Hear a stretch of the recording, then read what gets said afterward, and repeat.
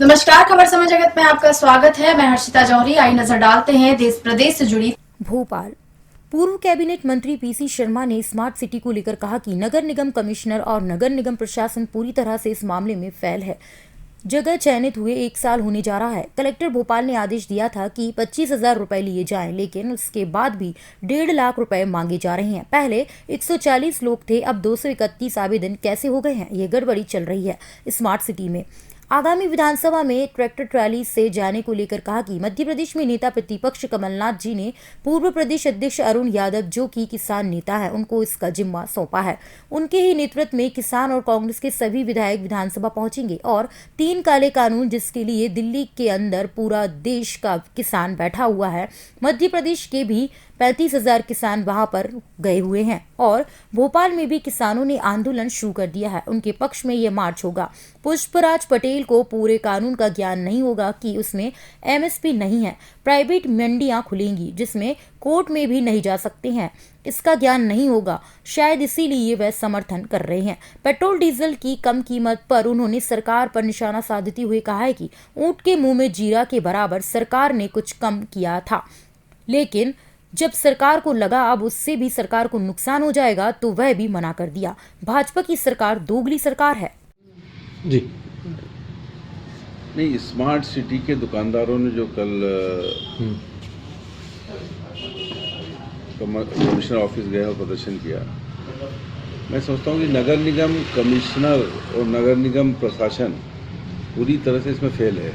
ये जगह चिन्हित हुए 3-4 महीने हो गए, इनको ड्यूटी वाले को शिफ्ट होना 1 साल होने जा रहा है। जनवरी में इनको वहाँ से हटाया गया था और जनवरी फिर आ गई है।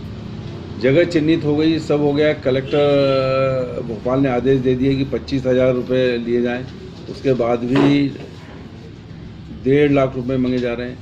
जिस समय इनको हटाया गया था दुकानदारों को, उस समय एक पर्ची दी गई थी और ये कहा गया था कि इनको इस पर्ची के आधार से जिनको शिफ्ट किया गया, जो कई सालों से बैठे थे, इनको वहाँ नई जगह चिन्हित करके देंगे और बाद में दुकान देंगे। अभी इनको यहाँ टेम्पररी बिठा रहे हैं, इसमें 3 महीने लगा दिए जब तक जगह चिन्हित हो गई। ये स्मार्ट सिटी की बैठक में भी तय हो गया। स्पॉट पे मैंने और दुकानदारों ने जाके उस जगह को भी देख लिया इनके इंजीनियर के साथ, लेकिन लेट लतीफ़ी कर रहे हैं। अब 140 लोग थे, अब उसमें 231 हो गए। ये कहाँ से आ गए बाकी 90-100 लोग? तो ये कहीं ना कहीं इसमें गड़बड़ी चल रही है। जो 140 लोग जिसको स्मार्ट सिटी ने वहाँ पे शपथ पर दिया था कि इनको लेंगे और ज़मीन की कीमत नहीं लेंगे, केवल जो दुकान कंस्ट्रक्शन होगा उसका लेंगे। ये 1.5 लाख रुपए मांग रहे थे। मेरी कक्षा से बात हुई, 25,000 रुपये लिए जाएँ इनसे अभी, क्योंकि ये 1 साल से बेरोजगार है। हमने 10-10 हज़ार रुपये सबके अकाउंट में मैंने डाले थे, मेरी जनसंपर्क निधि। आज इनके पास इतना पैसा नहीं है, इनको बिठाया जाए तुरंत और बिठा के जो राशि ली जा रही है केवल 25,000 ली जाए, और नहीं तो ये जो आंदोलन है ये और गति पकड़ेगा, क्योंकि उनका हक है और उनके पास स्मार्ट सिटी का शपथ पत्र है। इसके साथ ही बाकी जो दुकानदार और हैं जिनको वहाँ से स्मार्ट सिटी को दुकान बना के देना है, उस काम को भी दें, लेकिन उसको डिस्टर्ब ना करें, उनको अपनी जगह पे काम करने दें। जब आपकी दुकानें बन जाएं तब उनको वहाँ से शिफ्ट करें। भाई वैसे ही लॉकडाउन, क्वारंटाइन और ये पूरा पीरियड हो गया है, पूरा व्यवसाय बंद हो गए हैं, लोगों के काम धंधे बंद हो गए हैं, नौकरियाँ हो गई। उस समय इस तरह की लेट लतीफ़ी करना ये बिल्कुल गलत है। और नगर निगम दूसरी तरफ सड़कें नहीं बना रही, टेंडर हो चुके हैं, उसके वर्क ऑर्डर इशू हैं, लेकिन उसके बावजूद भी कमिश्नर से कई बार बात करने के बाद भी ये लेट लतीफ़ी कर रहे हैं। मैं तो इसमें कहूँगा जो मंत्री जी हैं भूपेंद्र सिंह जी, वो इंटरफेयर करें और जो टेंडर हो गए हैं, जो वर्क ऑर्डर हैं, इसके काम कमिश्नर भोपाल नगर निगम को निर्देश दें, कमिश्नर भोपाल को निर्देश दें कि तुरंत शुरू की जाएँ, जिससे जो सड़कों की हालत ठीक हो। ठीक, उनको हिरासत में ले लिया है। अब मौके पर सिर्फ पुलिस है, किसान नहीं है। ये दमनकारी सरकार है शिवराज सिंह, जो किसानों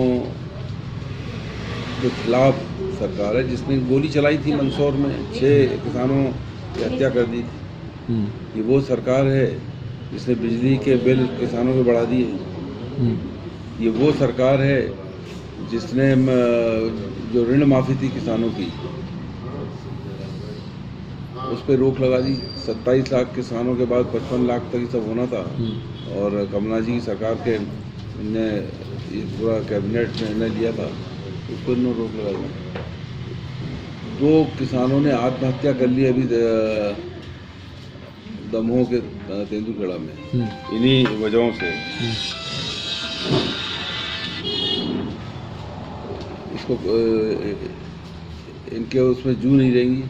उसके अलावा इन्होंने कहा था कि हम 2000 रुपये डालेंगे अकाउंट्स में, तो 75 लाख किसान थे, उसमें 2-4 लाख के डाल दिए, बाकी डाले नहीं। तो कुल मिलाकर ये किसान विरोधी सरकार है, इसलिए ये दमन करेगी। करना है तो हमको भी गिरफ्तार करे।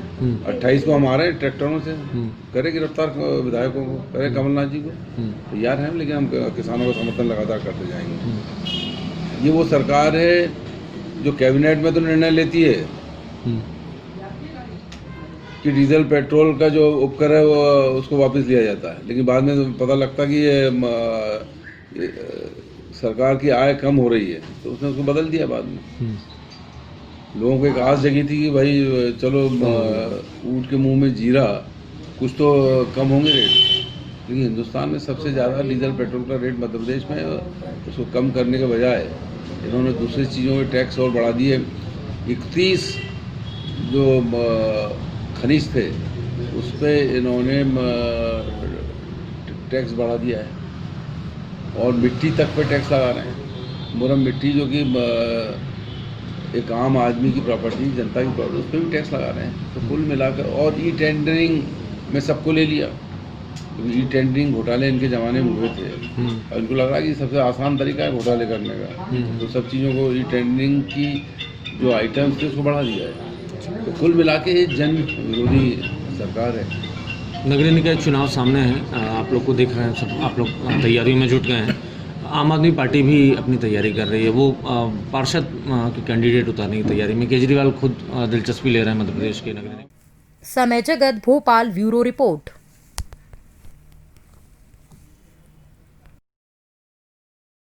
For latest news, subscribe to our channel and press the bell icon.